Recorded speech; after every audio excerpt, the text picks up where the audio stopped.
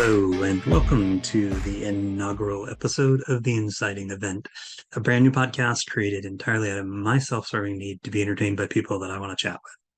For those of you who don't know who I am or why that should matter to you, my name is Zachary Steele, and in addition to being the founder and executive director of the Broadleaf Writers Association, I am also the author of 4 novels, including Perfectly Normal, which will hit the shelves this July 18th.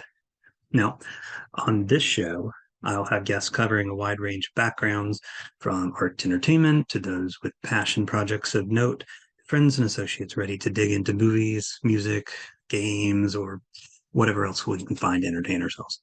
Whatever it is that I'm doing here, it's not going to be without some laughs along the way, most likely at my expense. So, on today's show, I am joined by Anthony M. Laura, who is the founder of Face to Face Films and writer and director of the forthcoming play Shadows.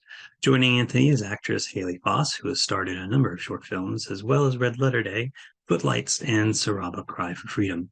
In Shadows, she'll be taking on the role of Kinsley, a young woman recently diagnosed with terminal cancer. So, all right, let's kick this thing off then.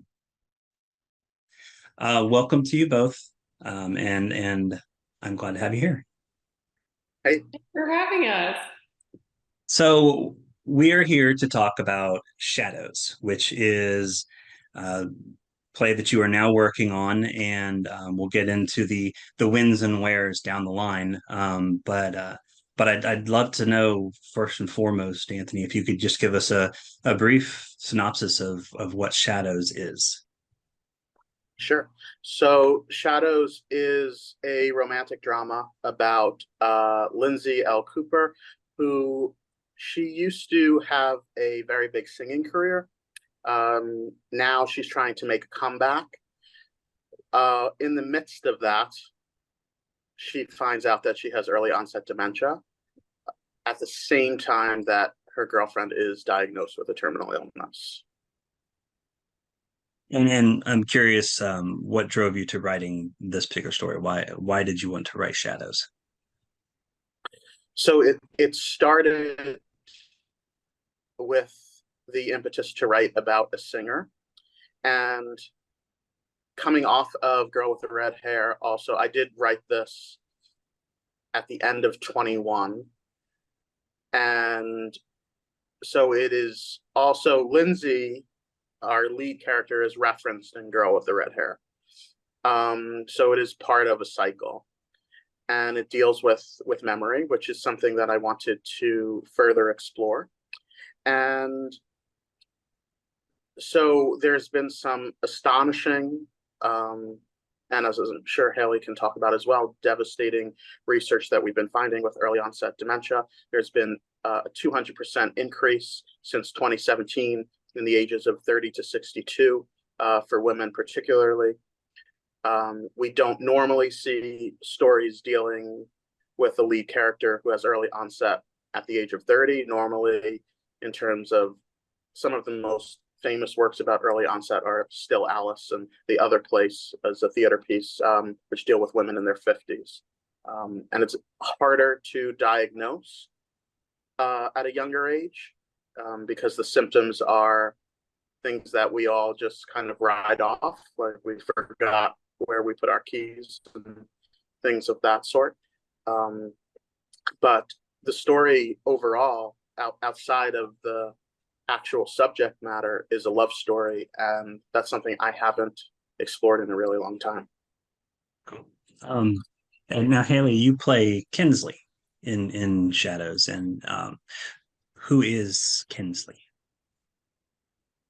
Um, Kensley is a very passionate person, and she's very passionate about the things that she loves. And I think her journey in this play and her story has a lot to do with love and telling a real portrayal of love, and how she affects Lindsay and how Lindsay affects her and their dynamic. Because even before their diagnoses, they have a very interesting relationship, and they kind of lean on each other and bring out a lot of each other. They balance each other out. They're pretty different. And so, yeah, I definitely admire Kensley for the way she leads her life with her heart and her love. And yeah, I think that's kind of the biggest takeaway I've taken from her so far. And then also just learning about how she deals with her circumstances that happen and this diagnosis that she gets. And well, I don't want to spoil it. I don't want to No, spoil no, it's all good. It's all good. What was it that drew you to this role? Like when you first saw the opportunity and read anything that may have been available to you, or read anything about Kinsley, what was it about the character and the story that drew you to it? Yeah, I think it's that sense of like you can just feel that she has such a big heart from the audition pages that I got, and um, it allows her to just be confident in what she's saying, and she's honest and almost a little too honest sometimes, but she means well, and she loves Lindsay so wholly and unconditionally, and Lindsay Mhm. has that same kind of love for her, and I think it was just reading just to such a raw and intimate relationship um, outside of the circumstances of their diseases. Like just reading a really raw relationship was beautiful, and then also just knowing that that's what's coming in and being thrown with that is a lot. But I think it's so great that we're getting to tell a story about it. Yeah, excellent.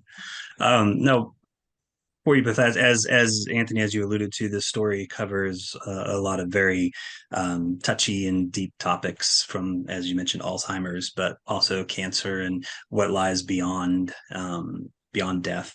And I'm curious how you, as a writer, or director, or as an actor, how do you toe the line to maintain an authentic sense of what that life would be like? Sure. Um, I mean, I think in terms of the cancer, that's something that I have dealt with people in my life. Have lost a few people from that. Um, so in terms of what Liv is playing Lindsay, what Liv's character goes through with early onset, there's a lot of research. There's a lot of talking to people who have had the experience of not necessarily early onset, because it is difficult to find people um, who are diagnosed with it. And really, in any case, as long as we have the facts of what each character has been suffering through, then it really becomes about telling it from the humanistic standpoint, which is how this affects their lives. And so we have people set up to speak to, like I said, who have had family members who have had dementia. Alexandra, who you know, is in the play as well. Her mother is a fantastic resource. She works and has worked for many years on a dementia unit. So, and we have our dramaturg, Courtney Keaton, who is researching and sending us research every week about real life cases and how the statistics are moving in both what Hailey's character goes through and what Liv's character goes through. And what about you, Haley? As you're playing Kensley, and we're broaching all these difficult topics. How do you in terms of presenting your work? How do you toe that line? How do you make sure that you're giving it authenticity and the respect that it deserves? Yeah, well, I think going off of what Anthony said is like first and foremost the facts and knowing and researching and getting you know just making sure you have the real facts and knowing exactly what it is, because it's not something that I've experienced obviously, but that anyone in my close circle that I had known has had this. And so it's just researching and talking to anyone I can, and watching films that Anthony has recommended, like Still Alice or Terms of Endearment. I watch. And then it's also just using my imagination, which is part of what I love about acting, is just exploring like what that would really be like for me, and what it would be like to have to face death, and knowing I have X amount of days left, and how scary that would be. And yeah. Yeah. And you both mentioned research in this, and have sort of alluded to some ways you might have done research in, but I'm curious about that process, because I know as a writer, obviously, whether you're writing fiction or nonfiction, there's always research, some type of research that's involved. And I'm curious for you both what your process was in this, and also, anything that you may have uncovered. Like Anthony, you were talking about the statistics that you've learned about early onset Alzheimer's, and I'm curious if there was anything else that came out of this that really influenced you in the writing process, or just surprised you. Yeah, actually both influenced the writing and surprised me. Was so when you are diagnosed with early onset, particularly before 60, you are not considered by certain insurance companies to have dementia, which means that, number one, you cannot be put into trials for medication. And sometimes your medication is not covered because they only recognize Alzheimer's from 65 and over. This is starting to change with early onset becoming a little more prevalent. And so that was one of the first bits that Courtney uncovered that was really shocking. On top of the financial burden, I was also shocked by just the fact that these people so desperately were seeking some form of treatment, and they were refused to participate in trials because of their age. And now, Hailey's character, there was just some research that we saw, which was actually the reverse of what I expected, which was someone who was having headaches and assumed that they had cancer. Mm. And then they went to all their doctors, and what they found out was they had dementia.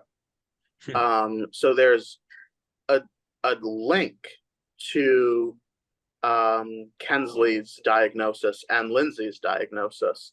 I will say the scariest thing I found was that people who are diagnosed with early onset prior to 60 have an accelerated death rate. And normally, once their diagnosis hits, the majority, the lifespan is 8 years. Oh, that's pretty crazy. I had not, until we started the back and forth on this, I had not even been aware of the early onset Alzheimer's. So that's a heartbreaking and also strangely fascinating thing to discover. And so Hailey, with researching your character, was there anything that came up out of that either helped influence the way you're going to approach her, or that surprised you? Yeah, I think it makes sense with the way she deals with her diagnosis, with what I've read a lot about the real life cases that have glioblastoma multiforme, which is her cancer.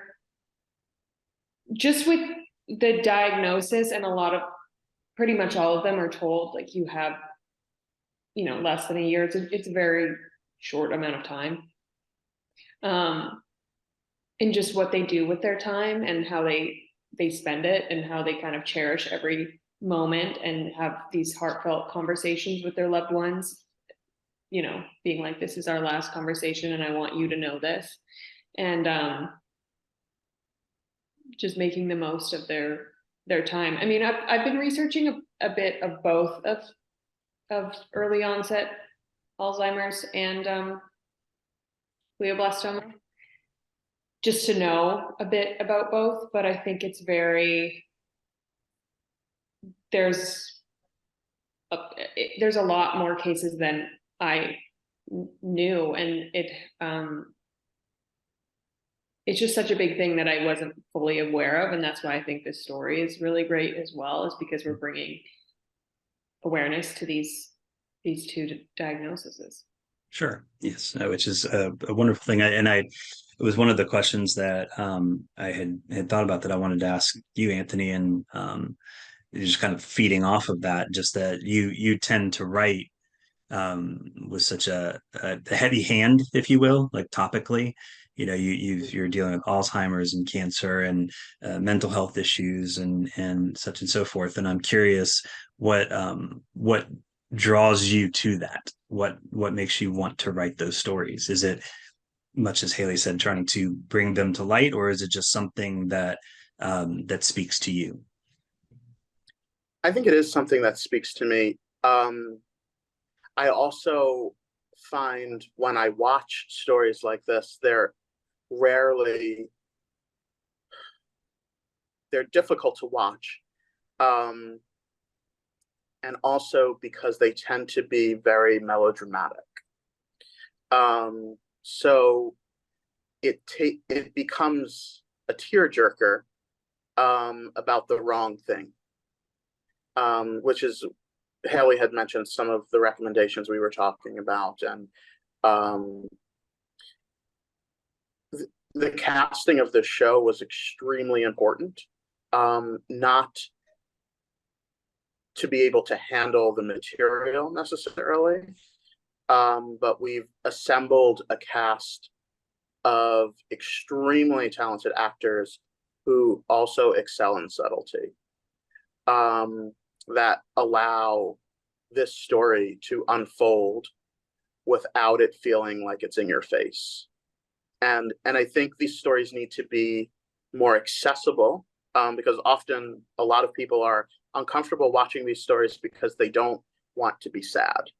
And that could even be because it reminds them of something that's happening in their own life. And something, and I think you had also spoken to me about this when we did Girl with the Red Hair, is one thing about handling these heavy topics that I like to work with is humor.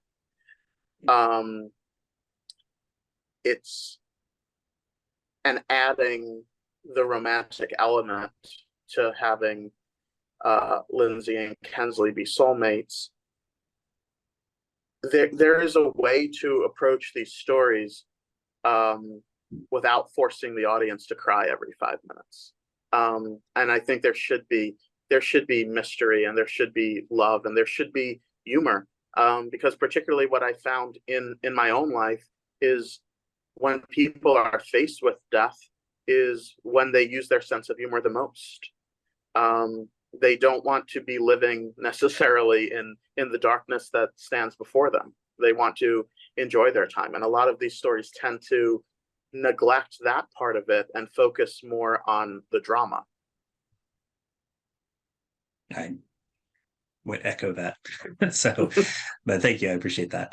And Hailey, as at this stage with Shadows, since it's still a work in progress, what role do you play in the evolution of this story? I think because it's still in the workshop phase, it's just grabbing onto the facts and the research and what we have so far, and knowing these characteristics. I know of Kensley already, that she's, has a very big heart and she loves fully, and just exploring her cancer and exploring Lindsay's diagnosis. And then also just figuring out Kensley's relationship to the other characters, including Lindsay, figuring out what her relationship really is like with Lindsay and why they love each other. And then also just Kensley's relationship to the other characters, like Ariana, Lindsay's sister, and Tatum, just kind of figuring out the little puzzle pieces that we have right now, but also knowing to not kind of get anything finite, because things can still change, but just grabbing that kind of foundation right now. And how does this compare to other roles that you've had in terms of the process?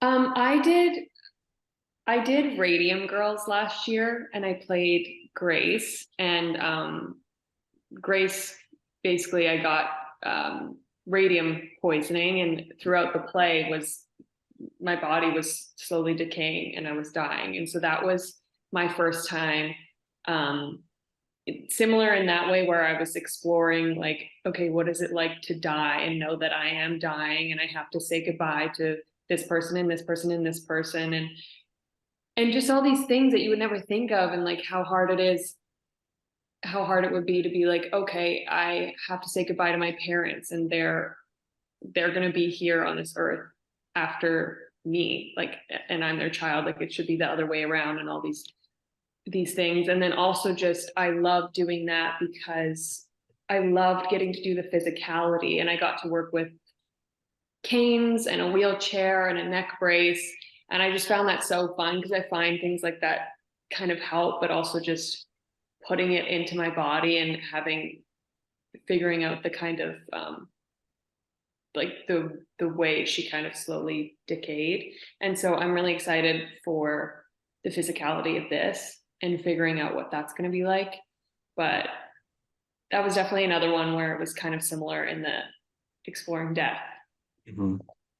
I'm curious too. With you mentioned the physicality aspect of it, and in your previous experience, did you find that adding those elements of physicality, physical restraints, or anything to the character, that it kind of helped you find that character better?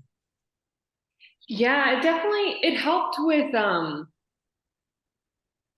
I think it did. It helped a lot. And also the story was based in Radium Girls was based in the 1920s. And so the Mhm. wardrobe helped a lot, like wearing an apron and a long skirt and their little I forget what those type of shoes are, but they're like the little 2-inch heels that the women back then wore.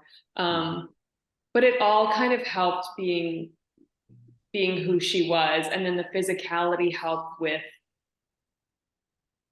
just feeling what that is like, and just it, like when I was in the wheelchair, I felt, and using the canes too, you just kind of feel like horrible, Yeah. like yeah, it's a weird strange thing. Yeah, I'm curious. I mean, I'm not going to sit here in any way pretend like I understand what it's like to be an actor, because in my younger days, I was just, if you put me in a room full of people, I would be the one trying to hide from them all. I did not want to be seen. So I do not have any experience in that. I related only to creating characters and trying to imagine those sort of physical restrictions or additions that might make the character. But it feels like physically wearing it, physically becoming it would really add to that. So thank you. I appreciate that. That was just like in my head. I had to know. Um, but as a writer, Anthony, I'm always curious about a writer's process, and you were kind enough to share some pages of where you're at so far with Shadows. And I'm curious, as you sit down to write a play, this one or any of the others, what is your process? Is it a simple A to B to C to D, or is it A to Q to Z to K to whatever? Yeah, I don't outline. I come in with character and with story, and then I build it from there. And then I go back and rewrite and take out the crap. And I think with Shadows, it was very interesting. I was exploring something we started in Girl with the Red Hair, but was a little different in terms of dialogue and more, in a sense, naturalistic in terms of cutting each other off, in terms of not completing thoughts, and so the scenes run a lot faster. So I was really excited to explore this different type of language, which again, I go back to the cast for, because the language is not easy.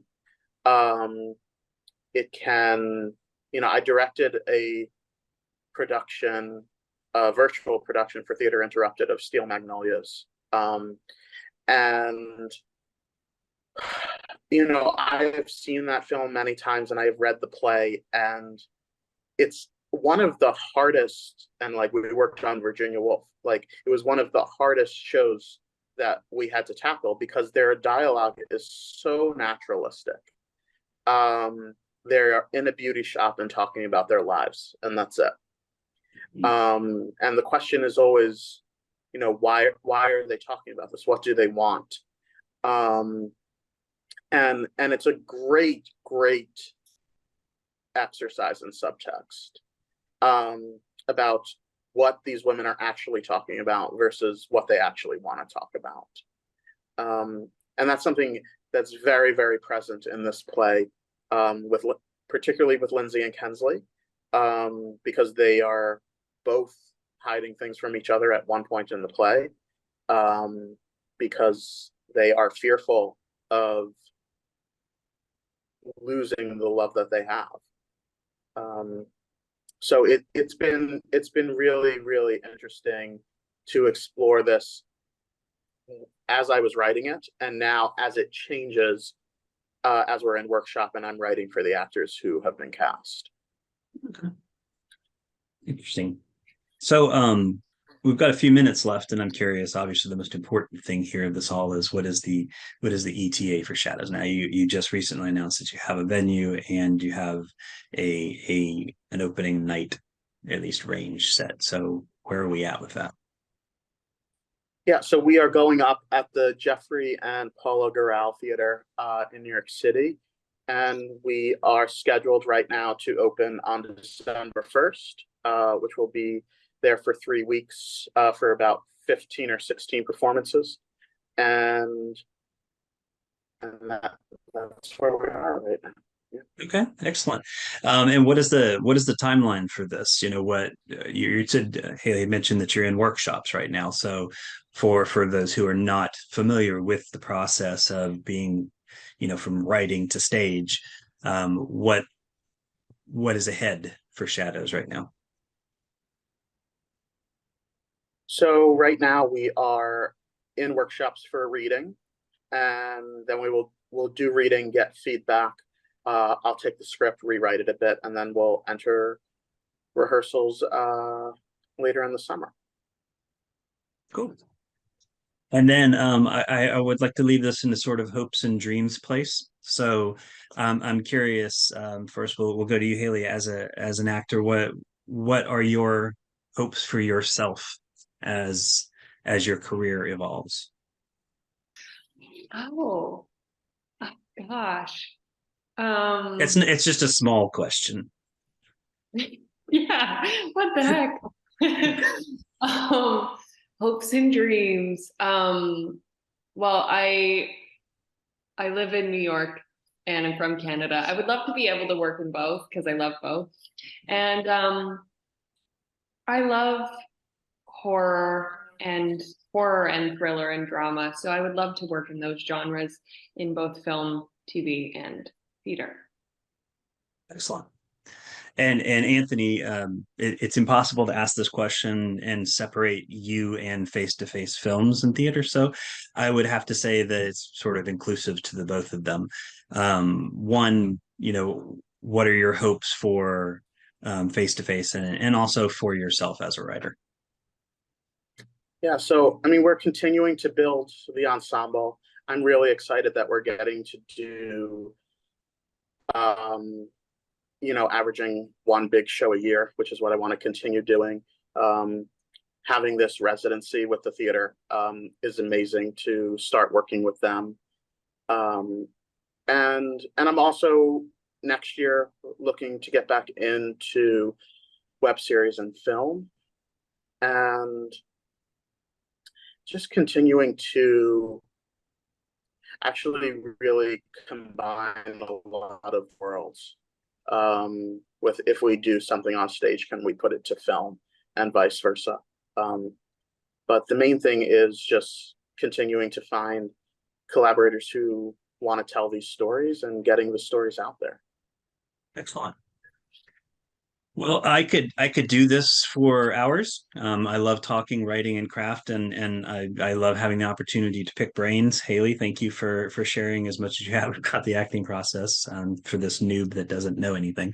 But I have enjoyed being able to talk to you both. Anthony, it's always a thrill to work with you, and I wish you nothing but the best. Although I think I'm supposed to say break a leg, but it always feels like I'm wishing terrible things on people. So I have trouble with that. So I apologize. But thank you both, and I wish you all the best. Thank you so much. Thank you, Zach. It was a pleasure. Yes. Yes.